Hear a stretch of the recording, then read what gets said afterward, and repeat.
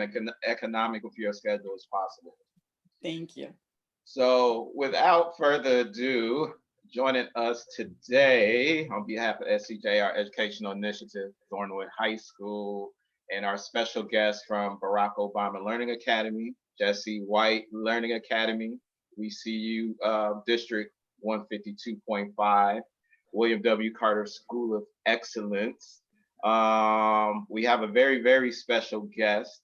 Everyone in Chicago is watching the People's Court every Monday through Friday, 11 a.m. and 4 p.m. Chicago time on the wonderful CW, Channel 26.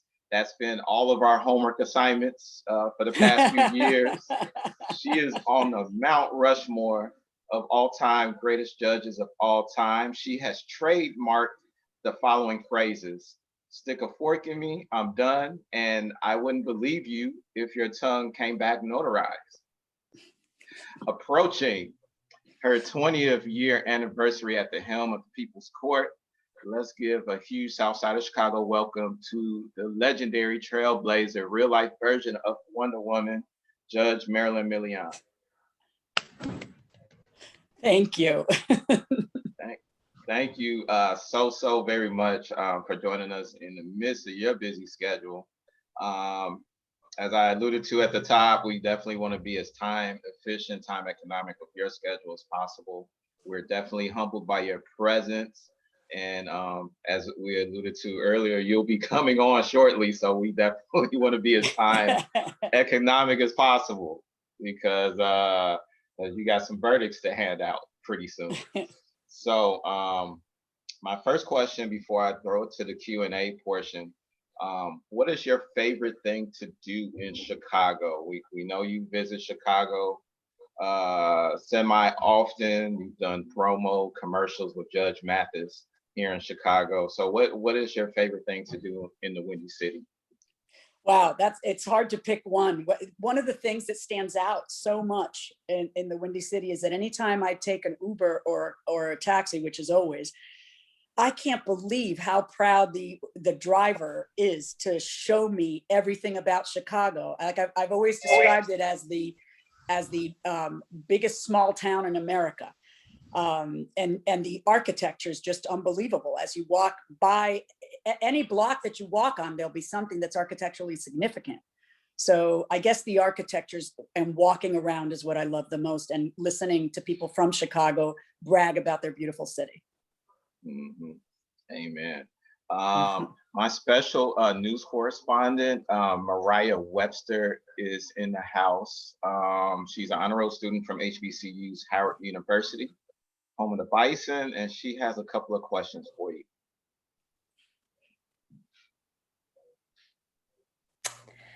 Hi, Ms. Milian. Hi, it's so nice to be speaking with you today. Oh, it's nice to be here. Nice to meet you. I watch you on TV all the time, so I'm kind of thinking, girl, you'll have to excuse me. But did you participate in an after-school law program in high school? I didn't. We didn't have an after-school law program in my high school. In fact, we didn't have a law class in my high school until about 11th grade. And my high school, in fairness, it had just opened up. We were like the first graduating class, and they opened up in 9th and 10th grade. And then the next year they opened up 11th, and then the next year they opened up 12th. But when we were in 11th, I asked my history teacher, who was then very, very young. He was like 23 years old. I said to him, we need to have a law class. We need to have a law class. Well, he's now the principal of the school, and he is always telling the students, guess who got us this law class? Guess who nagged me until I created a law class here. And he's been teaching the law class for a very, very, very long time. Oh, wow. Well, that kind of, I guess, goes into my next question, which is, did you ever have a favorite teacher in either high school or middle school that kind of pushed you on the track that you are on today? Yes, I had a teacher, and I will never forget what she said. Her name was Mrs. Battis, and it was in 7th grade. And she had a phrase that just always stuck with me.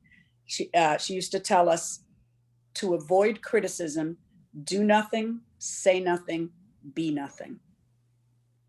In other words, you need to take risks and be out there in order to be able to achieve anything great. And it just always stuck with me. I mean, imagine how many years ago that was that she said that, and it always stuck with me. And I always say that to my children too.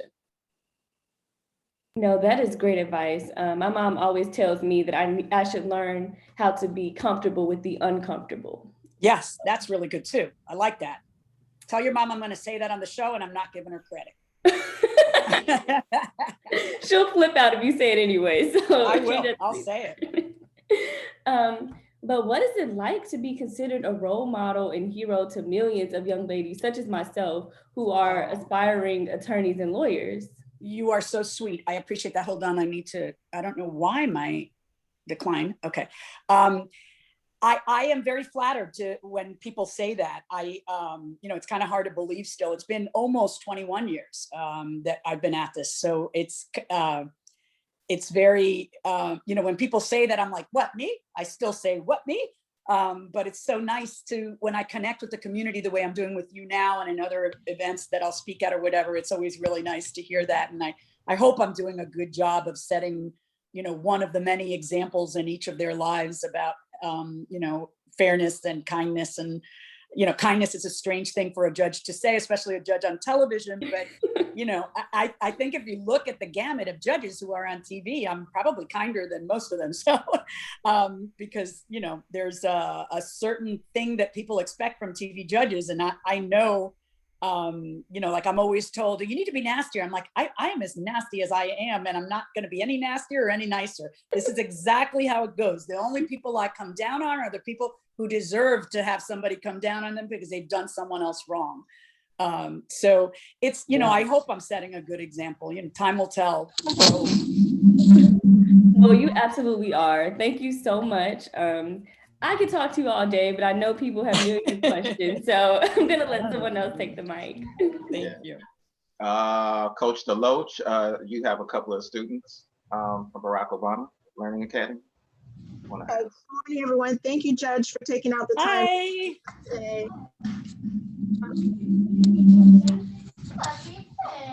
Who was that first student? Jayanna.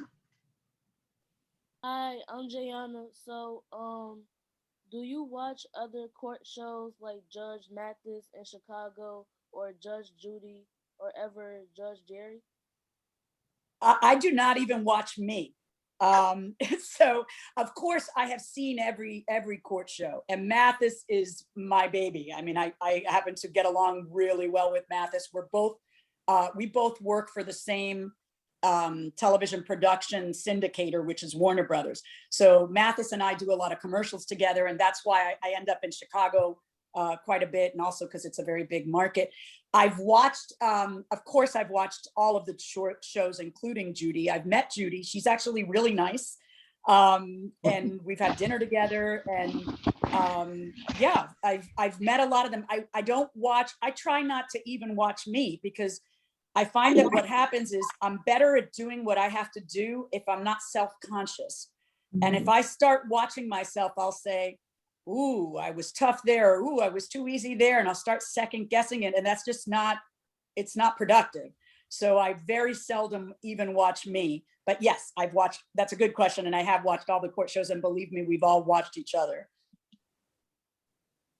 Wonderful, thank you, thank you.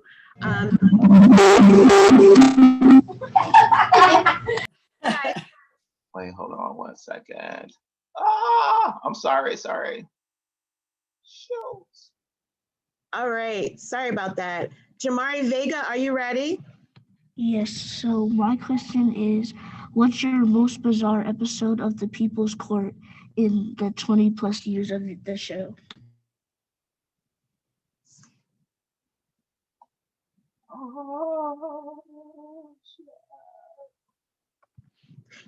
Judge, you're on mute. Judge, can you unmute?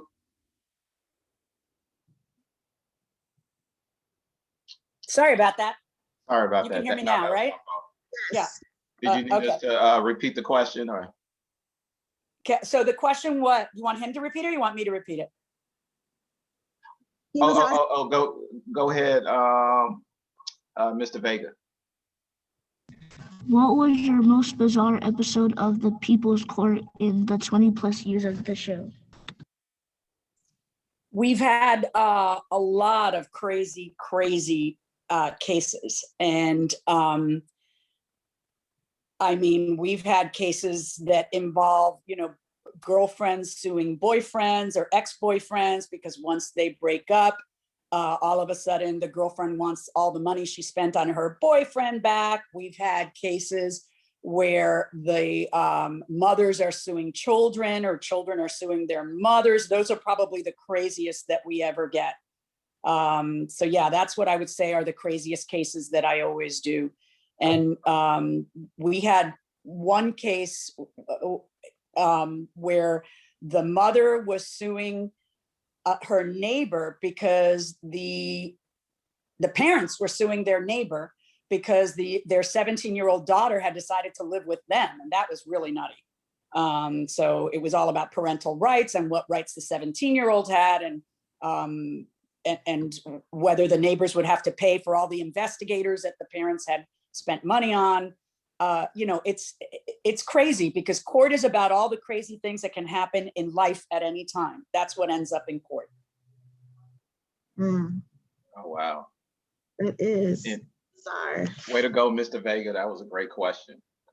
In determining the verdict of a case when the plaintiff and the defendant both doesn't have the adequate amount of evidence, you always bring up the importance of, doing a little rough justice, so to speak. Do you go into gut feeling mode when coming to a conclusion as a judge? I don't think you always go into gut feeling mode. I think your gut, anybody who says that their gut isn't involved is not being truthful. Of course, your gut is involved, but there are so many things that are where our hands are tied. So my gut may say one thing, but I know what the law is, and I'm not going to go against the law, because that's kind of the idea behind having one law that applies to everybody, is that you don't have 1,000 different opinions depending on who your judge is. So you try to have some uniformity. If two sides are telling me something, it's always the burden of proof of the plaintiff, the one who brings the case to court. They have the burden of proving that the case is the way they say it is. And if they fail to prove it, then you do not rule in their favor. But sometimes it happened. You don't know how bad the result is, but it happened.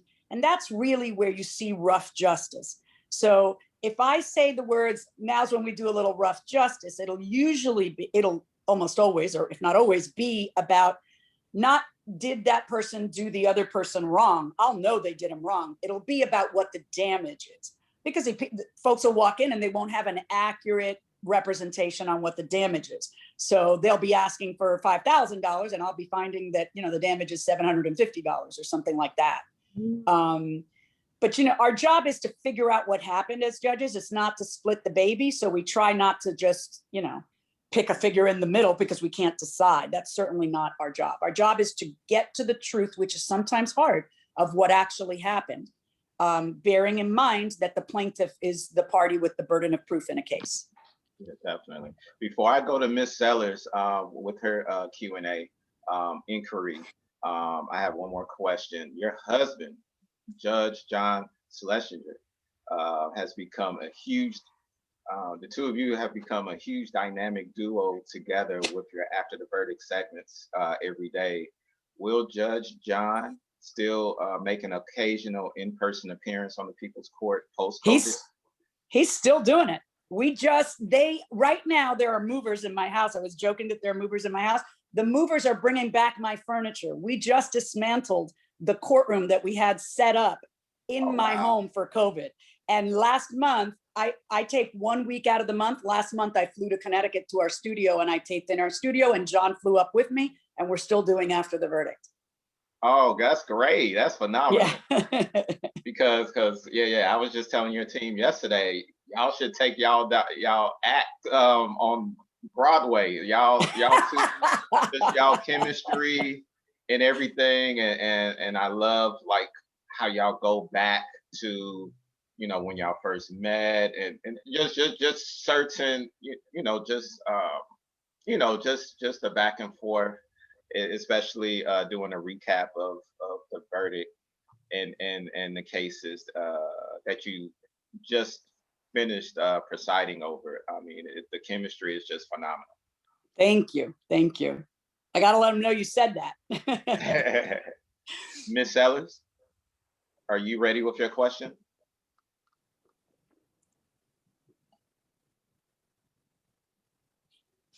I will go into the next question, then I'll circle back with Ms. Sellers. What is it like to work with legal guru Harvey Levin, Douglas, the bailiff, and iconic court reporter Doug Llewellyn? Wow. So typically speaking, in our studio, Harvey is never there. He's on the West Coast. So I don't really work with Harvey anymore. I mean, you know, we see each other if we're in LA or TMZ. Right. So he does his part of the show in LA and does not come to New York anymore. That's been for maybe 10 years. And but I do get to work with Douglas, my bailiff, and Doug Llewellyn out there, and they're wonderful. I mean, everybody, that's one of the things that I feel very blessed about, is that we're really a family on the show. Everybody likes everybody else. There's no egos. Everybody's just so happy to see each other. You know, but when I went back for the first time and was able to see people in person, we were all just like, you know, they had to keep separate, because we were all hugging each other. And, you know, we had our masks on, but we were hugging each other. You go, you can't do that in here. So we'd walk outside and hug each other. Don't tell me who I can hug and can't. I'm already vaccinated. I'm like, I'm hugging him. Yeah. I'm so happy to see him. And so is he, but, you know. Right. We have, we're going into the home stretch because I know you're about to go on shortly, and then you got movers and oh, that's okay. It's my pleasure.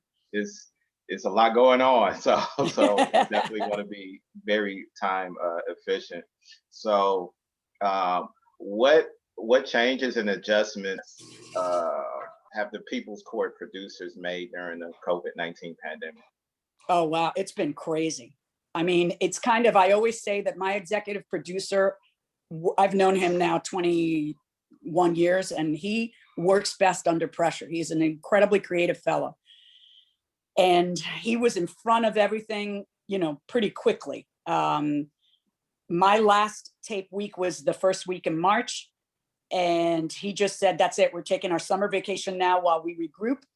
And we had, for the last year, a TV studio set up in my living room in my house. They moved all of my furniture in my living room into a storage. And we had all these state-of-the-art cameras and lighting, none of which was controlled from here.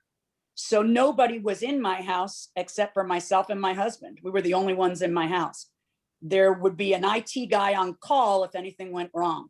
The litigants would appear by computer, and they're still actually appearing that way while I'm in court in Connecticut. But so the whole thing was remotely controlled from Connecticut. You would see the camera go and move to after the verdict, where we do after the verdict. It was just it was amazing, the technology that was involved. And they bought all the right equipment and did all the right stuff to try to make it look as natural as possible. Oh, wow. Amazing. And it was crazy because they were here all the time, and the technical difficulties were here all the time. So they'd get in at 8 in the morning, or we'd start at 8. By day, I mean, they'd be, you know, in my home, in my presence, and taping, starting at 8 in the morning and ending at 8 or 9 at night. So it was really something. Oh my goodness. Miss Barrett, I believe, wants to jump in. Miss Barrett. Judge Milian, I love you. I love you. I see you on TV. I'm like, did you hear what she said? Oh my God, that was awesome. So I really don't have a question. I just want to say I'm so glad to be here. Oh, thank you for sharing the love. This is a great way to start your day. Thank you. Thank you. Thank you. Oh, thanks, Ms. Van. Oh, go ahead. Go ahead, Coach. I just had another student want to ask something, if that's okay. I know we got Sure. Yeah, that's fine. No worries. Ariah, are you ready, dear? Okay, go ahead. Did you learn anything new during quarantine? She said, did you learn anything during the quarantine? Did I learn anything? New during the quarantine. Yeah. Yes, I have friends. I have one friend who learned French. I have another friend who learned photography. And I often joke around that I kind of squandered quarantine because I started to learn guitar and dropped it. I started to crochet, which I used to do when I was young. And that's still in a basket right there waiting for me to look at it. I think the thing that I did not learn a skill. I learned how to Zoom. I learned how to connect with people and not let the pandemic stop me. Yeah. So I have all these friends from law school who I missed so much, and I don't get to see very often. I get to see them once a year, and now I see them once a week because we've gotten used to this new reality. I've learned that I cannot live without touching and hugging, and I'm glad that we're near the end, if not, at the end of this. I'm so glad the CDC just decided if you're vaccinated, no mask anywhere, which is I'm vaccinated, and I'll wear a mask anyway because now all of a sudden I'm afraid to get a cold. But I've learned that I really, really need to get back to normal. That students need to get back to normal. That there's just no substitute. I have 3 students who have been learning remotely, and I know how tough it is. And I can't wait for everybody to just get back into the classroom because there's so much that you learn that has nothing to do with the curriculum. It has to do with people, with your teachers, with the bonds that you make with each other, with the school system, with your coaches. And I'm just so happy that we're, I won't take anything for granted. That's really what I've learned. Yeah, definitely. We have about 3 minutes left. I'm going to sneak in one more question. Growing up, did you ever watch the legendary Judge Wapner and the People's Court growing up as a kid? I did. As a matter of fact, Wapner came out in 1981, I believe. And that was my first year in law school. And this was a very long time ago. And there were no computers, there were no digital phones, cell phones. That's not how life worked back then. There was a TV in the quad, which was the common area of each floor at the dorms. And somebody was knocking on everybody's door saying, you got to come see this. You got to come see this show. And we all went into the quad and we watched Judge Wapner preside over a case. And we were like, this is brilliant. Oh, wow. This is just brilliant. I mean, so if like a little angel had tapped me on the shoulder and said to me, that's going to be you one day, I think I would have just, lost it. That's a good. Before you leave, we have a special award on behalf of all of our participating Chicago high schools and middle schools. We want to present this to you, Judge Milian, our Chicago High School Teacher for the Day Award. Aw, on behalf thank you. All of us here in Chicago and SCJR Educational Initiative. We have a nice Care Bear package for you ready to send to your wonderful team up east. We also know that you love fashion. So one of the after school programs that I run is Fashion Runway. So we're also going to send you a couple of nice looks as well from our Fashion Runway program. Wow, lovely. Thank you. Thank you so much for being such a trailblazer, an iconic role model to all of our future leaders of tomorrow who aspire to be the next Judge Marilyn Milian.